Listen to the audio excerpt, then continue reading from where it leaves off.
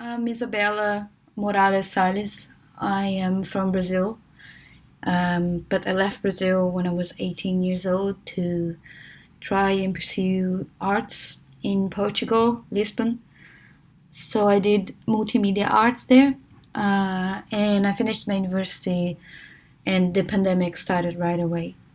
So I spent a year and a half in Brazil because I went back there, and I was pretty lost in trying to learn graphic design or anything that I could make money on the internet. And I did a lot of freelance jobs as a designer, doing logos and things like that. I even worked as a UX designer, although I didn't got paid much because I was just a beginner. But yeah, I did have experience on that corporate world for a few months, and I then I came to London. Uh, Brexit was happening, and I knew I had to go to London before Brexit, otherwise they would close the borders. All that thing, that it's happening, still happening, politics, and it was really hard because I had to think fast. Like, what am I gonna do? I'm gonna stay here in my country, where at the time I wasn't happy there, and there is not a lot of opportunities where I am from. At least I didn't see that at the time. So I made the decision quickly. I uh, saved up money and bought a ticket to London and arrived here in the pandemic times. I lived in several warehouses, which is funny because I ended up meeting a lot of our artists and like creative people, moving so much. Like, I had to move out so much in London because of the rent crisis. Um, but yeah, I arrived in the pandemic and I had to work to pay my bills for about 2 years in hospitality, which took a very it took a toll on my mental health. It was very hard for me. I I have ADHD, so I don't communicate very well sometimes with people, and I'm very sensitive to like environments and noises. So it was very hard for me to work on that. But it's like they say, right? Like, if you're an artist, you keep trying doing things, but the only thing you do want to do is art. It's just it at the beginning it doesn't really pay the bills, it seems, and you have to figure out the art world. Not only you have to find, you have to like be good at what you do and have skills. You also have to understand how you're gonna put yourself out there and like make connections. And I didn't know that. I was very bad at it, and I, to be honest, was giving up on being an artist. Uh, then I got less. 6 months ago, I got a internship as a UX designer. It was non-paid. It was a mess, and I was very unhappy. But I was like, okay, I'm gonna be a UX designer. Like, this is what I have to do because I'm good at it, and you can get some money on it. But I really hated the corporate world and how it works to get a job in the corporate world, how cold it is. And after this internship, which no money, I just like, okay, fuck this shit. I will try again to be an artist because I have a degree, even though I know other things. So I just bought canvases again on the side every day since I was 14 years old. I was always drawing. I was always doing things in my sketchbook, or I have an iPad. I always did things, did art, made art. But this time I was like, okay, I'm gonna take this seriously and try to understand the art world, or whatever I need to understand to make it as a full time. And then about 3 months ago, I bought some cheap canvases and I started painting so much, like every day. I still do that. I paint every day, and I did about 13 or 14 canvases. Um, and then just kept looking at open calls. I guess the algorithm kind of understood that I was trying to be an artist, and then kept showing me some opportunities here in London. And I saw one. in the Essential Painting School of London. They were giving a full-time scholarship for emerging artists who the age gap was 25 to 30 something, and I'm 28, so I was like, that's the perfect opportunity.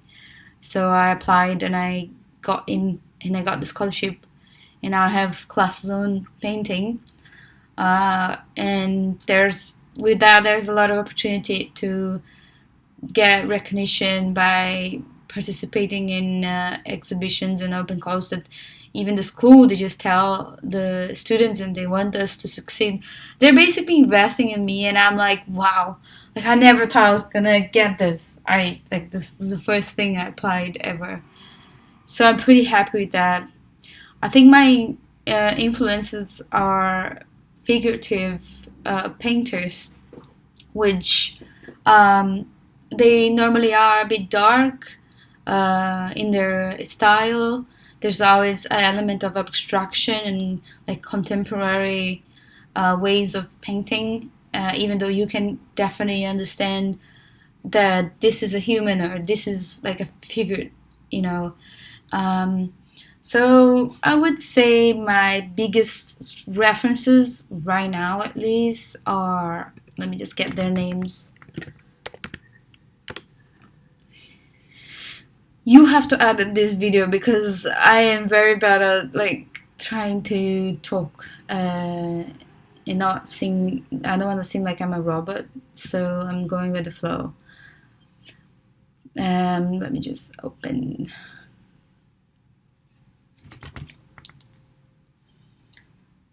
Because I made a list of like painters that are influencing me mostly right now, and there's definitely a lot of people, but I would say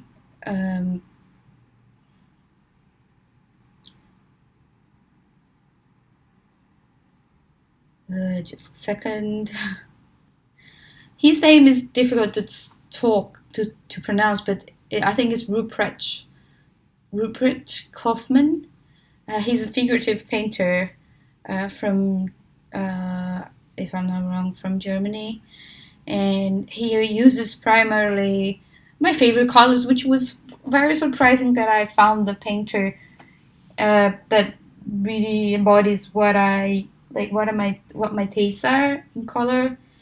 Blue, purple, a lot of blue actually, purple, sometimes pink and orange and red, and I really like how he portrays the human body in such a dynamic way, like the movement. You can see the movement, and the compositions that he does is very dreamy, kind of nightmarish, but not scary or creepy. And yeah, it's pretty weird. It's pretty like a dream or like some kind of memory you have, kind of type of feeling. And he portrays uh, a lot of solitude, and yeah, I really like him. He's like one of my biggest references, and another one that I really like is, his name is, and I don't know how to pronounce that, but it's Sherbak Oleksiy, or sorry, his name is actually Oleksiy Sherbak. So this is another biggest reference for me. He likes D&D and he plays a lot of fantasy games, and so his art is very also, I mean, it's figurative, okay, but there's a lot of abstraction in in Ruprecht, which is the first one I mentioned. It's also a lot of abstraction, but it's less than Oleksiy. But his color palette is more like brown, black, and yellow, orange, dark, but not a lot of blue. He does a lot of sketchbook work. He works with mixed media, but yeah, he focuses on like this fantasy world that is kind of depressing too, because the people look dead, like their expressions are like not very hopeful. And I'm very like attracted to this uncomfortable feeling, this like depressive feeling, I guess, because it's very connected with my mental health. Like I see the world, and I'm not saying I'm not hopeful for the world, but I'm not like you know super.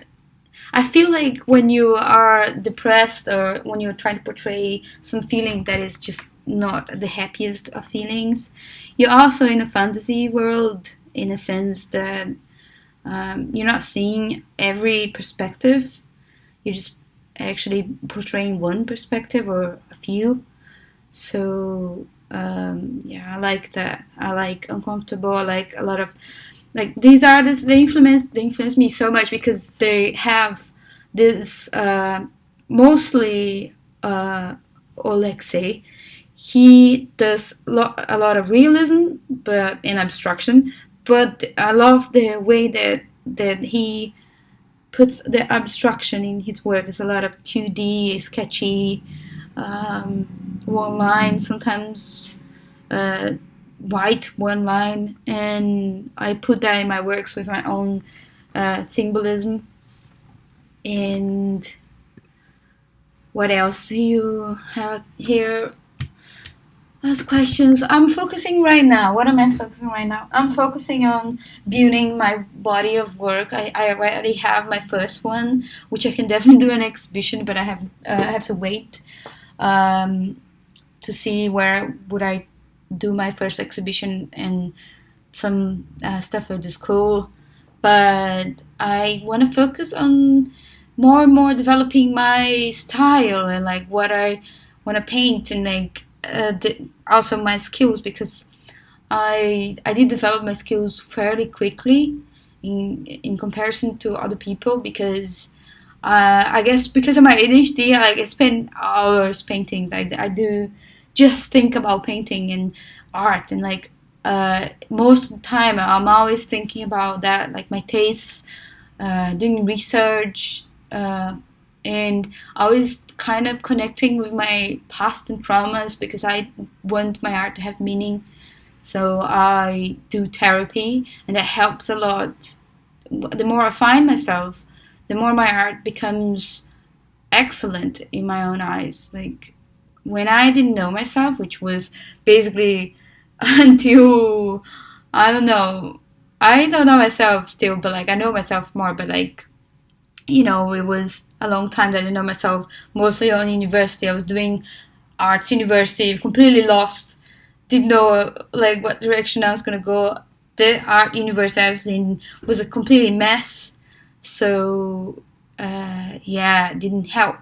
It didn't help. I didn't know what I was gonna do. Didn't explain which direction to go or like the art world and galleries and how can you be a full time artist. I'm figuring out all as I go, and with that, I'm figuring out myself because the more consistent and organized I am with myself and my work and prioritizing what I want to do, the more kind of like myself and like liking myself and liking who I am makes my art even better. And still, I portray depressive, loneliness, thoughts, and like sadness, but I feel like it's getting out of me and I put it in my art, but it doesn't stay with me as much as it did before. So yeah, definitely, I'm like it's like art is my therapy, but also I want to be the way that I can earn money. Um, what advice would I give to you, my younger self? I think therapy. Please do therapy as soon as possible.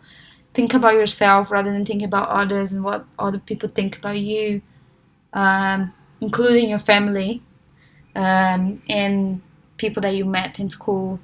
I think they left a scar, but if I was gonna come back in time, I'd probably say that don't give a shit, be weird, don't care, like no matter what, like you always kind of like listen to what people were saying, but you always end up weird. You always ended up the weirdest kid in the block. So fuck it. Like it's better to be weird and happy and not giving a shit than weird and giving a shit about people that don't matter.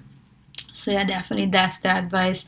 and focus on art, nothing else, because I feel like in a way I lost time doing design and graphic design because that was something I was good at, but it wasn't my call. It was always art, so I kind of like I learned a lot of stuff, but I could have used the time better by doing what I wanted really truly, which is painting.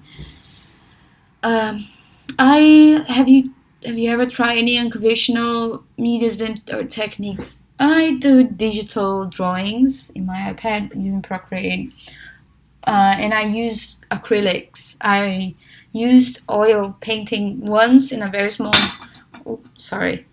I used oil painting once in a very small canvas, and then I never used it again because acrylics are so cheap to buy. And I always buy very cheap paintings, and I don't feel like the material is what makes me an artist. I feel like it's more what I want to put through, and then I the material is just like a way of have like a lift to where I want to get, which is my vision. But with that said, in my art school, I think they want us to try oil painting, and they're giving the material, so I will get the chance to make my canvases with oil. Otherwise, I don't think I would because it's too expensive. Uh, People keep saying that oils are better, but I just have this urge to express myself that I have much money, so I just buy in bulk lots of colors in acrylic or gouache, and I try. And like it's funny because people say, "Ah, is this oil?" And I'm like, "No, no, it's just acrylic." People don't believe it's acrylic sometimes, but acrylic is really hard to work with because you have to do it fast, and it's kind of motivating what my work looks like in a way. And I lost a lot of painting. I lost a lot of paint too, but because acrylics they dry fast, I have to think faster, and I don't spend much time in one painting. Like even though they're very detailed, um, but and they're figurative, they're humans, they're animals. But I try to not spend so much time in one painting. I think the painting that was the longest time I spent was the biggest I did, which is a 70 centimeters tall. It's like it's very very big. So I did focus on the underpainting more. With acrylics, you have to do that. You focus on the underpainting, and the details are fairly quickly. And with that, I think my skills in anatomy and like human figure are growing very fast because acrylics you don't have time, so you can't think too much, and if you do something wrong, you have to just accept. Or there's no wrong, right? But if you do something that was not in your vision, you have to accept and move on. So that's a good medium for me. Um, do you listen to music or then have background noise while you work, or you prefer? I think I listen to music. I am very flexible. Sometimes I need complete silence, but mostly I listen to music. I have some playlists that I built it just for painting. Some of my friends are helping with one playlist in particular. Uh, that is, I asked them to put music that they think it's very emotional because I'm gonna use the playlist to paint, and yeah, it's intense. Sometimes I listen to podcasts, but not much. You know, I think I listen to podcasts mostly when I feel lonely. So there's a human voice in the background. Um, what's the best reaction someone has had to your artwork? I think when I was accepted in this scholarship, I had to have an interview with the owner of the school, and he looked into my works, and he was really like emotionally touched by not only my works but mostly what he kept asking questions about my work, and when the more I replied, the more he said that he uh, felt connected. And I was like, wow, this guy who's like this big person in the art world likes my art. So I think That's the biggest reaction for me. Other people liked my art, but until someone that really is inside that world didn't like it, then I felt a bit weird about it. And what do you hope people take away from your artwork? I'm not sure what I feel like I put myself in my artwork. So it's I hope that people relate to it and find it pretty and like feel that it's well done technique wise or something like that. I feel like I went into like the colors, but at the same time, as I said before, I used to care a lot about what people think, and now I don't. So I'm doing art for myself mostly. So yeah, um, yeah. Thank you.